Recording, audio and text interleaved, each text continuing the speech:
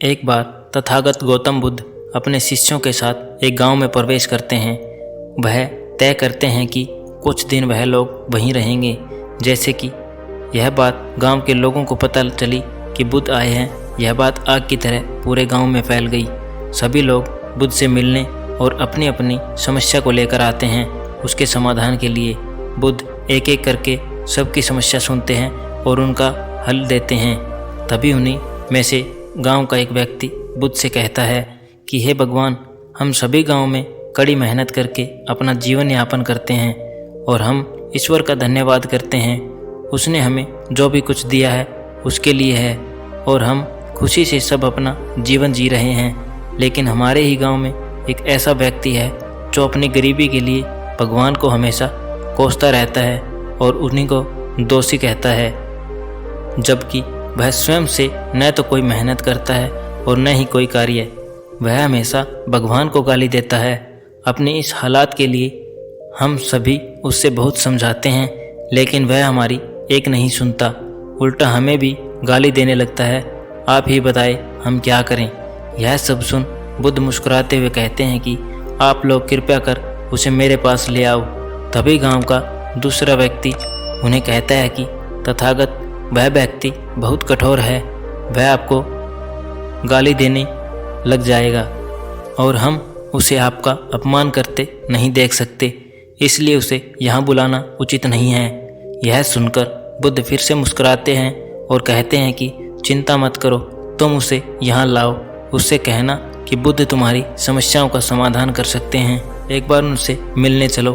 गांव वाले बुद्ध के कहने पर उसे लेने जाते हैं, लेकिन वह किसी की नहीं सुनता और जाने से मना कर देता है और कहता है कि बुद्ध एक पाखंडी है, वे सभी नकली हैं, मैं किसी के पास नहीं जाऊंगा। तब कुछ गांव के लोग उससे कहते हैं कि बुद्ध आपकी समस्या का समाधान कर सकते हैं, एक बार आप चलो तो सही। यह सुन वह व्यक्ति बुद्ध के पास जाने पर सहमत हो जाता है और बुद्ध के पास जाता है। जब वह उनके समीप पहुंचा तो वह व्यक्ति बुद्ध को देखता रह जाता है और बुद्ध से कहता है कि आपने मुझे यहाँ क्यों बुलाया है? क्या आप मुझे बताना चाहते हैं? क्या आप भी चाहते हैं कि मैं ईश्वर को गाली ना दूं? अगर आप ऐसा कुछ मुझसे कहना चाहते हैं तो मैं आपको बता दूं कि मैं उन्हें कोसूंगा, क्योंकि मेरी इस हालत के जिम्मेदार सिर्फ वही हैं। उन्होंने मुझे यह बेकार शरीर दिया है, लेकिन इस शरीर के लिए धन नहीं दिया। इस शरीर के लिए धन की भी आवश्यकता है। अब मैं क्या करूं? आप कहते हैं कि मेरी समस्या का समाधान कर देंगे, तो क्या आप मुझे धन दे सकते हैं? यदि हाँ तो ठीक है, और नहीं दे सकते तो आप अपना सामान उठाकर यहाँ से निकल जाएं। यहाँ रुकने की कोई ज़रूरत नहीं। मैं जानता हूँ कि यहाँ सभी भिक्षु नकली होते हैं और ढोंगी होते हैं। उस व्यक्ति की सभी बातें सुनकर बुद्ध क्रोधित होने की जगह मुस्कुराने लगते हैं। यह देख वह व्यक्ति बहुत हैरान हो जाता है। तब महात्मा बुद्ध उस व्यक्ति से कहते हैं कि तुम क्यों इतना भड़क रहे हो? मैं न तो आपके ईश्वर में विश्वास करने के लिए कह रहा हूँ, आप ही बताओ, क्या अभी तक मैंने तुझसे ऐसा कुछ भी कहा? वह व्यक्ति चुप हो जाता है। बुद्ध कहते हैं कि किसी व्यक्ति के पास सुख दुख का कारण उसका अपना कर्म है, इसलिए यदि तुम कड़ी मेहनत करते हो तो किसी और को कोसने के बजाय तो आपके पैसे की समस्या खुद से ही हल कर सकते हो। बुद्ध की यह बात सुनकर वह व्यक्ति चिढ़ जाता है और कहता है कि मैं यहाँ तुम्हारा ज्ञान सुनने नहीं आया हूँ। मैं तो पहले से ही जानता था कि यह सभी पाखंडी होते हैं, सब भिक्षु नकली हैं। मैं तो यहाँ पैसे की उम्मीद से आया हूँ। अगर तुम मेरी सहायता कर सकते हो तो बोलो।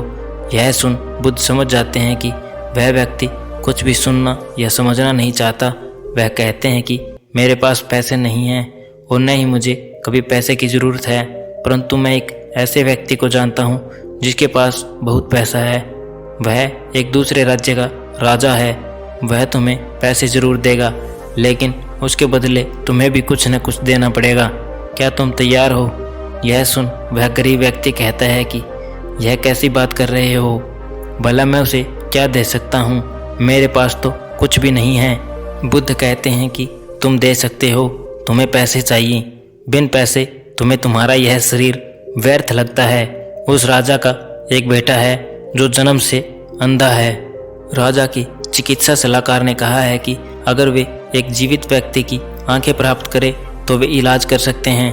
राजा के बेटे को आंख की ज़रूरत है।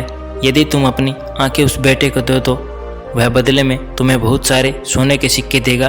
वह इतने होंगे कि तुम आराम से अपना जीवन जी सकोगे। यह सब वह गरीब व्यक्ति क्रोध से भर उठता है और बुद्ध से कहता है कि तुम क्या कह रहे हो, तुम पागल तो नहीं हो गए? मैं भला अपनी आंखें किसी और को क्यों दूं? मैं मानता हूं कि मुझे पैसे की ज़रूरत है, लेकिन इसका मतलब यह नहीं कि मेरे पैसे के लिए अपनी आंखें बेचूंगा। अगर मेरे पास आंखें नहीं होंगी तो मैं पैसे का क्या करूंगा? बुद्ध कहते हैं कि ठीक है, दो ना सही अपनी एक आंख ही उस राजा के बेटे को दे दो। वह एक आंख के बदले भी तुम्हें उतना ही सोना दे देगा।